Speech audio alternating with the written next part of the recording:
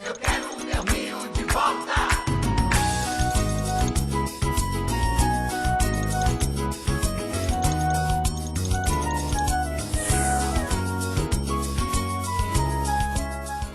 Eu sou Andréia Gouveia Vieira, jornalista, e fui eleita vereadora há 2 anos e meio.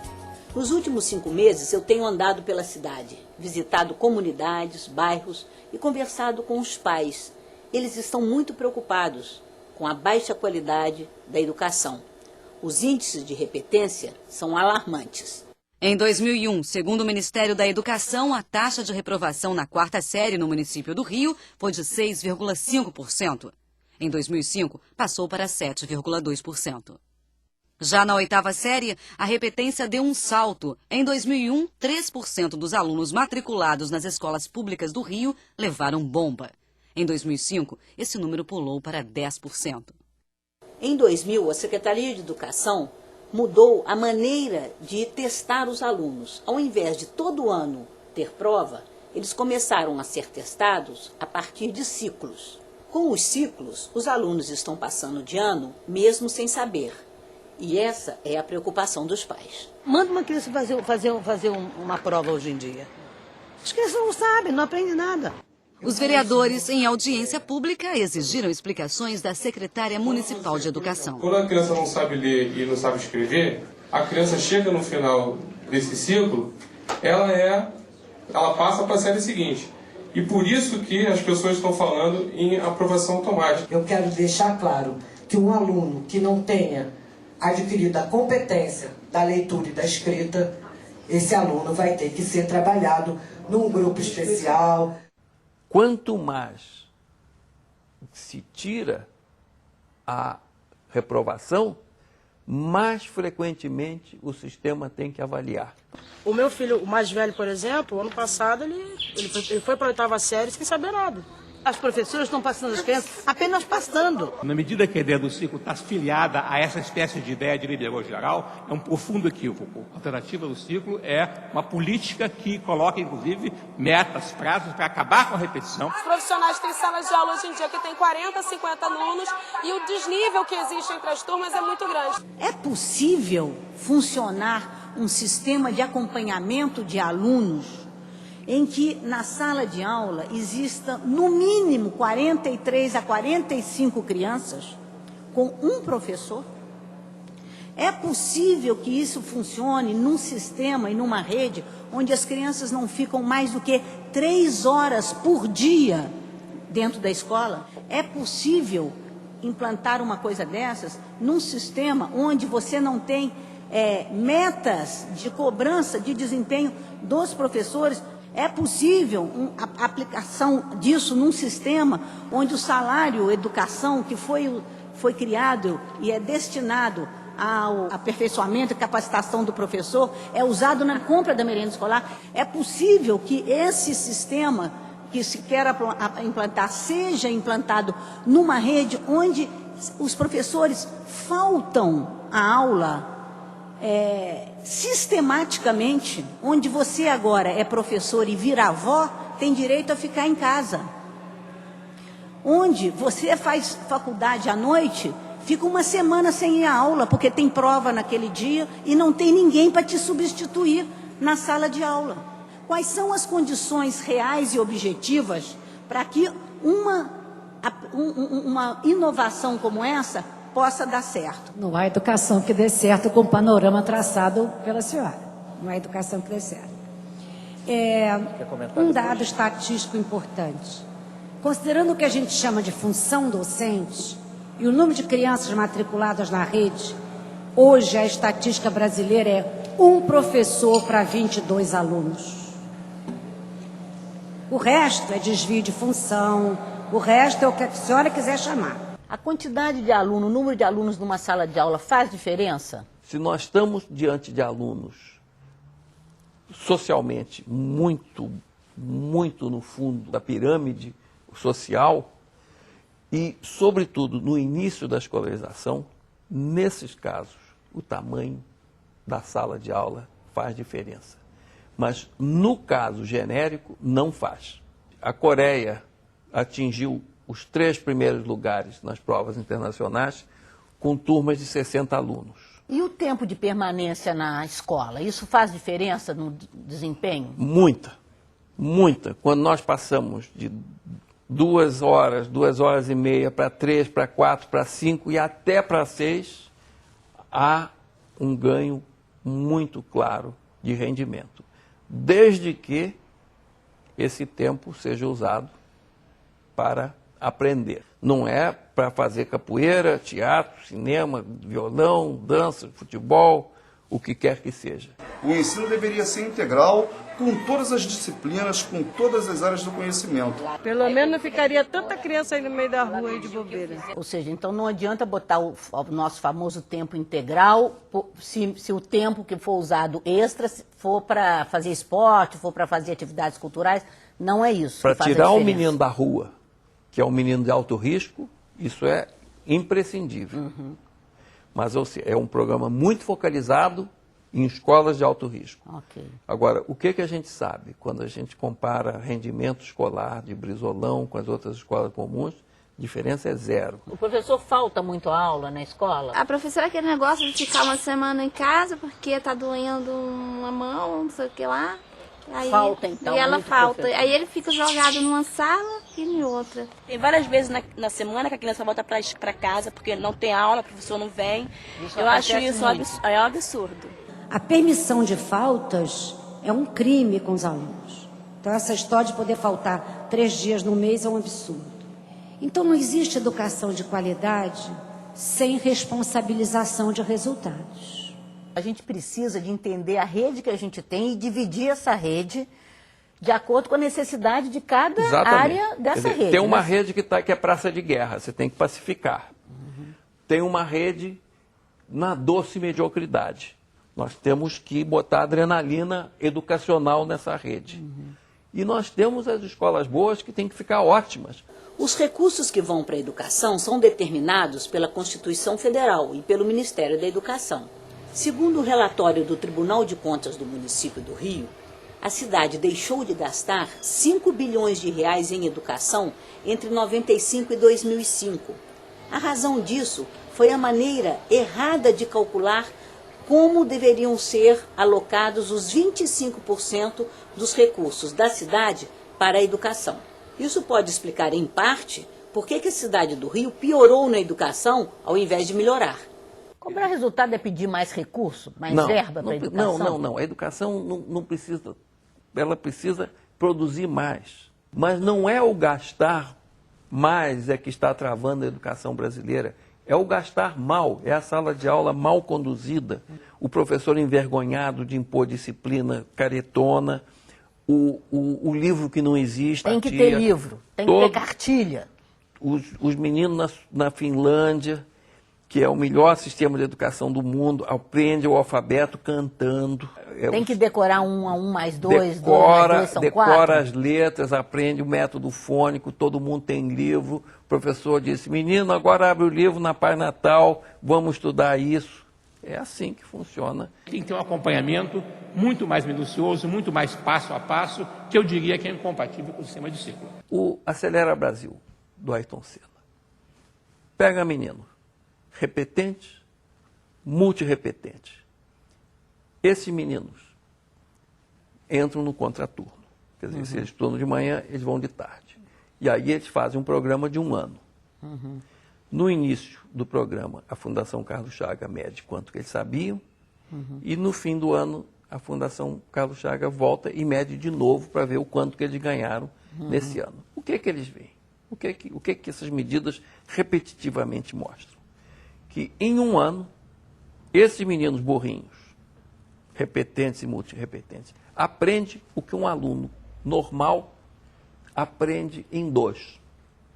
Ou seja, eles andam 2 vezes mais depressa do que o aluno que não levou bomba, que é normal, direitinho. E aí? E quem é o professor desse menino? Quem é? O mesmo que deu bomba para ele. E aí? Como é que se explica isso? Porque lá tem método.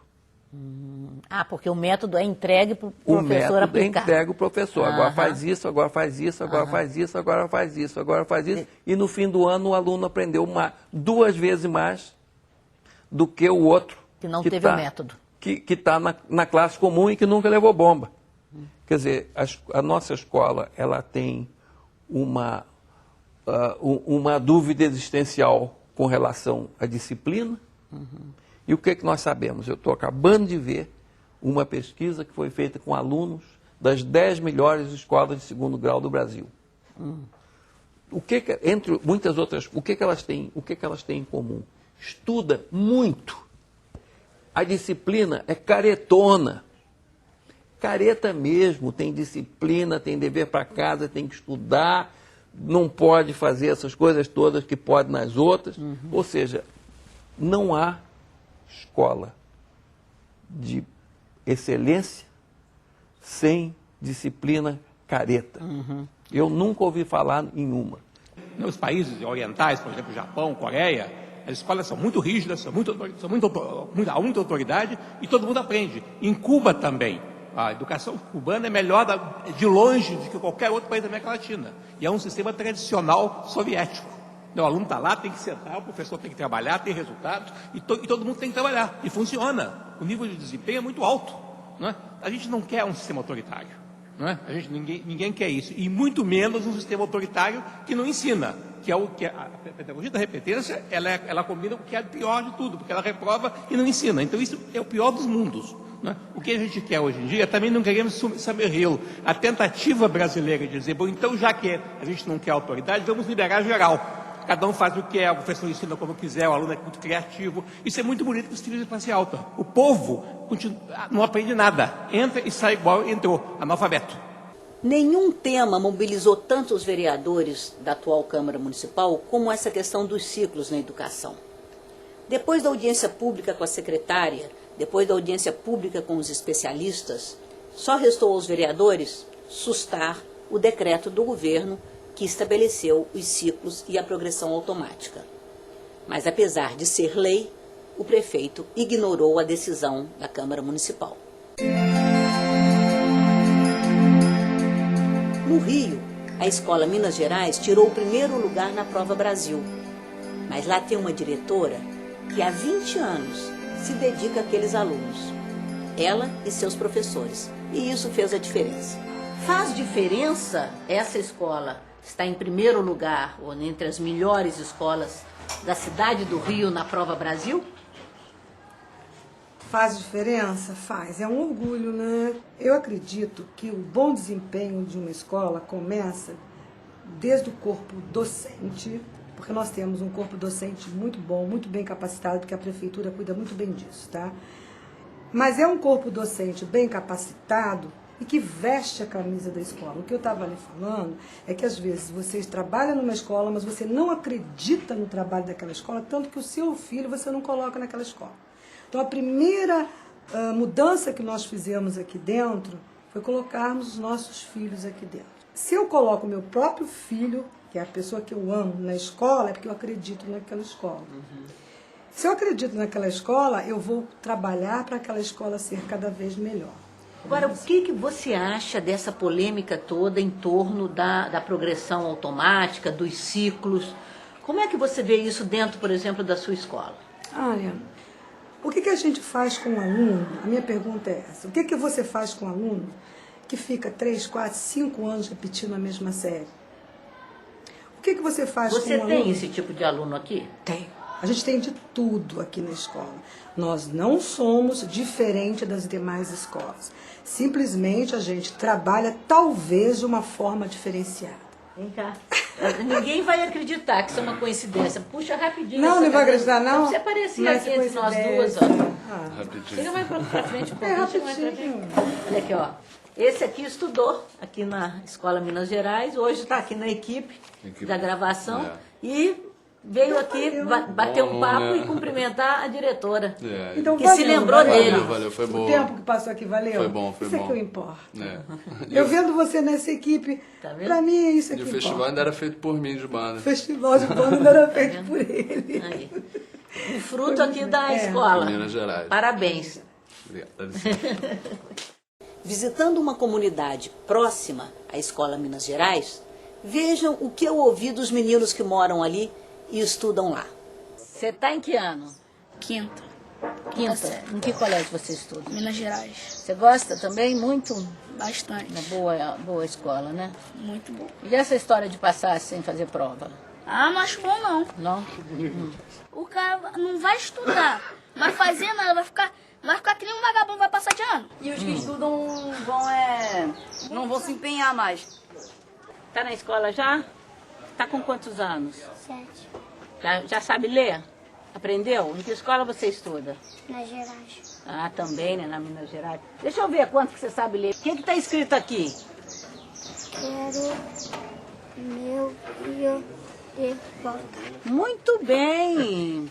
Olha, essa escola é boa mesmo, hein? Agora eu estou acreditando para valer nessa escola. Quais são as metas que tem, por exemplo, em ser incluídas num plano municipal de educação para que a população possa acompanhar? Prova Brasil e o IDEB, que combina a velocidade de trânsito dentro da escola com a qualidade que se chega no fim da linha. Fim da linha aí, no caso, é 4ª, 8ª e 11ª. Então, isso que está sendo feito hoje é o caminho? É o hoje caminho. Nós estamos, o Ministério da Educação está traçando as linhas corretas? Absolutamente certo. O MEC raramente acerta, dessa vez acertou. Bom saber disso. É. Então, quer dizer, a Provinha Brasil, que é a alfabetização, o 2º ano de entrada, 2º ano fundamental. Aí nós temos a primeira prova dos 9. Aprendeu a ler, está alfabetizado. Tem que estar alfabetizado. E adianta passar um menino que no 2º série não aprendeu a ler para o 3º? Veja bem. Porque o ciclo vai passar. Do ponto de vista do menino, é melhor que ele não tome bomba. É. Do ponto de vista da escola, essa escola levou bomba. Uhum. Então, e aí, essa prova no 2º ano é absolutamente valiosa. Depois, no 4º ano, tem a Prova Brasil. Quantos pontos tirou? Uhum. Como é que se compara com as outras escolas? Uhum. O pai tem que ficar sabendo como é que está essa escola na Prova Brasil. Uhum. Na 8ª série, tem outra Prova Brasil. E no fim do médio, não só tem a Escola Brasil, como tem o Enem. Agora, um sistema educacional sério tinha que ter as suas provas próprias para captar o que aconteceu no fim do 3º, no fim do 5º, no fim do 7º. Ou seja, tinha que ter o seu mecanismo de avaliação interna para não pular, para não ser tarde demais. Vocês viram que a educação no Rio realmente está muito mal. O que é que dá para fazer? O que é que os vereadores do Rio podem fazer? Algumas coisas. Por exemplo, nós podemos pedir para a Secretaria que crie metas de desempenho para os alunos em cada escola do Rio e passarmos a acompanhar essas metas para ver se elas estão sendo atingidas. Isso é uma das emendas que eu estou apresentando com o apoio de vereadores de vários partidos para serem incluídas no Plano Municipal de Educação, que está para ser votado agora na Câmara Municipal. Com isso, não só os vereadores, como toda a população, os pais, os próprios alunos, saberão se aquela escola está atingindo aquela meta que foi estabelecida pela Secretaria. Também estamos pedindo da Prefeitura que a cada 2 anos, no mínimo, faça essas avaliações e as torne públicas. Com isso, nós, pelo menos, teremos a garantia de que temos um rumo para ir para frente e para melhorar. No programa sobre Botafogo e Humaitá, no mês passado, nós mostramos o desafio do reflorestamento e da proteção dos morros daqueles bairros. É um trabalho que começou em 1987 e prossegue até hoje, com a contribuição de muitas entidades, instituições e da própria Prefeitura. Não queremos deixar de dizer o nome de todos os que colaboraram e colaboram até hoje nesse importante desafio.